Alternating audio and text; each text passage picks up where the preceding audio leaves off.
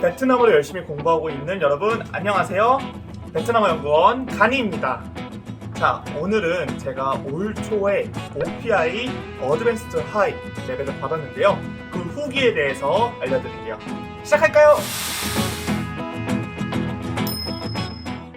우선 OPI에 대해서 알려드리도록 하겠습니다. OPI는 외국어 말하기 능력 시험으로서 우리가 베트남에 가서 현지인과 얼마나 자연스럽게 소통할 수 있는지 그 능력을 체크하는 시험입니다. 저는 여기에서 가장 높은 등급이 슈퍼리얼인데 그 슈퍼리얼 바로 아래 단계인 어드밴스드 하이 레벨을 받았어요. 이 어드밴스드 하이 레벨을 받기 위해서 저는 총 3단계로 나눠서 공부를 했는데요. 그 첫 번째는 초반 10분을 대비하자입니다. 초반 10분은 아이스 브레이킹을 하는 매우 중요한 시간입니다. 그러다 보니까 이 시간대에 나오는 질문들, 이 질문들의 대답을 정말 잘해야겠다고 생각을 했어요.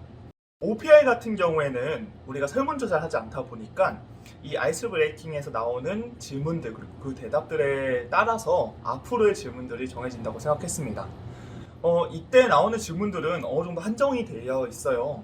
나에 대해서 물어보다 보니까 내가 학생이라면 내 학교, 내 친구들, 내가 공부하고 있는 과목이나 전공에 대해서 물어볼 것이고, 내가 만약 직장인이라면 나의 회사, 나의 동료, 나의 부서나 내가 하는 일에 대해서 물어보겠죠.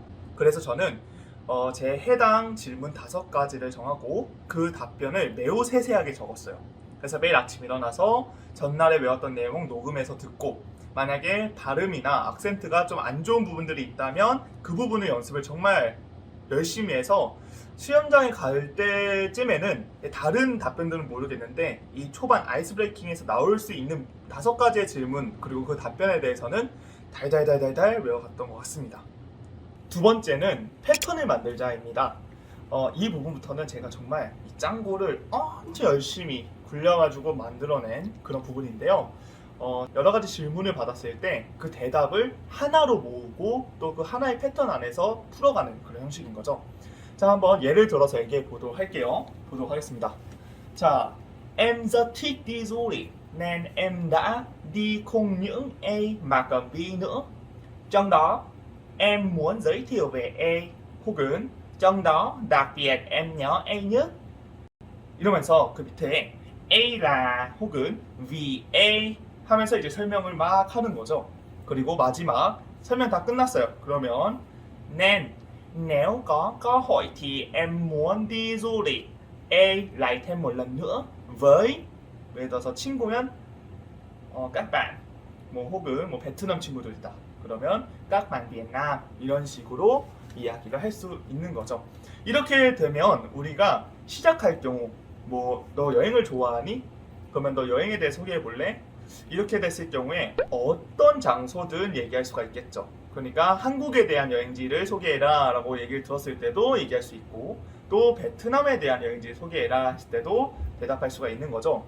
그리고 내가 만약에 중급 실력이다 혹은 초중급이다 라고 했을 경우에도 이런 식으로 아예 스크립트를 통으로 외우게 되면 이건 나의 실력과 조금 무관하게 스크립트 자체로 가는 겁니다. 그래서 저는 이 방법을 써서 패턴을 5개에서 10개 정도 그때 외웠던 것 같아요. 세 번째는 표현을 다양하게 하자입니다. 우리가 시험장에 들어가면 엄청 떨리죠. 떨리다 보니까 내가 준비한 것도 다 못하고 나오는 경우가 정말 많습니다.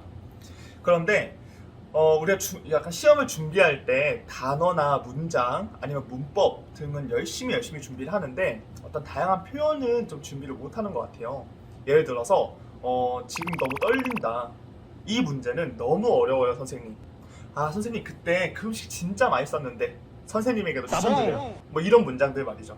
물론 우리가 막 이렇게 문장을 외운다고 해서 표현을 외운다고 해서 이게 내 마음대로 나오는 건 아니지만 만약 그냥 단순하게 지금 행복하면 행복하다.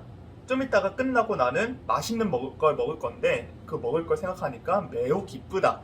이런 표현들을 할 수 있다면 이 어느 순간부터는 시험을 떠나서 서로 소통하고 대화하고 이런 느낌을 받을 수 있다는 거죠. 그렇게 되면 생각보다 점수를 더 높게 받을 수 있을 거라고 생각을 합니다. 저 같은 경우에도 한 달 간격으로 사실 시험을 2번을 봤었는데요. 그 전에 시험 봤을 때는 소통을 잘 하지 못했던 것 같아요. 그 다음 한 달 뒤에 시험을 볼 때는 조금 더 나를 내려놓고 선생님에게 선생님은 어떤 사람인지도 물어보고 저는 어떤 감정을 지금 갖고 있는지도 많이 표현을 했습니다. 그래서 결국 어드밴스드 하이를 받을 수 있었던 것 같아요. 자, 그래서 정리 한번 해보면요. 첫 번째, 초반 10분을 대비하자. 두 번째, 패턴을 만들어서 어떤 질문이 오더라도 조금 더 자연스럽게 대답을 하자. 마지막으로 세 번째, 어떤 내가 감정이 들었을 때 그 감정을 표현할 수 있는 다양한 표현들을 준비하자. 이렇게 세 가지를 철저하게 지키면서 시험을 준비했고요. 제가 시험에서 받았던 질문은 표로 정리해서 보여드릴게요.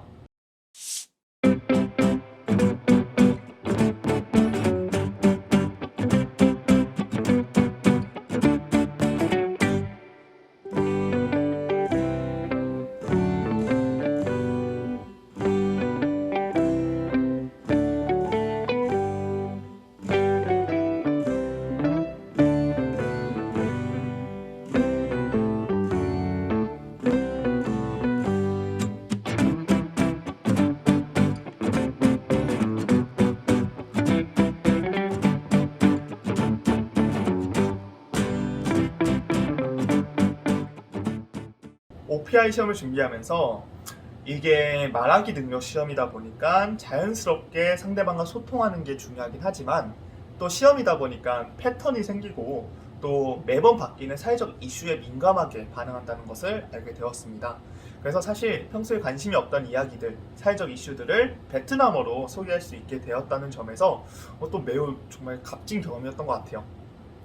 그리고 이런 패턴들을 좀 알아보기 위해서 한 1년 전부터 매일매일 한 단어랑 한 문장을 정리해서 인스타에 업로드를 하고 있습니다. 여기에는 아주 기초적인 문장부터 제가 OPI 시험에서 썼던 문장까지 싹 정리를 해서 올리고 있는데요. 혹시 여러분 관심이 있으신 분들은 여기로 와주시면 되겠습니다. 제가 오늘 준비한 이야기는 여기까지입니다. 오늘은 OPI 시험 결과 그리고 그 준비 과정, 꿀팁까지 한번 이야기를 해봤는데요. 혹시 지금 OPI를 준비하고 계시거나 뭐 베트남어 공부를 하고 계신 분이 있다면 아래다가 댓글 남겨주세요. 그럼 제가 할 수 있는 최선을 다해서 여러분을 도와드리도록 하겠습니다. 그리고 앞으로 이 채널에서는 시험 관련된 이야기들 뿐만 아니라 제 베트남 친구들을 초청해가지고 베트남 현지에서는 친구들이 어떤 유행을 지금 갖고 있는지, 현지의 시장은 어떠한지 등등 다양한 이야기를 나눠보려고 합니다. 혹시 더 궁금하시거나 이런 이야기를 계속 들어보고 싶으신 분들은 구독 꼭 부탁드릴게요. 감사합니다.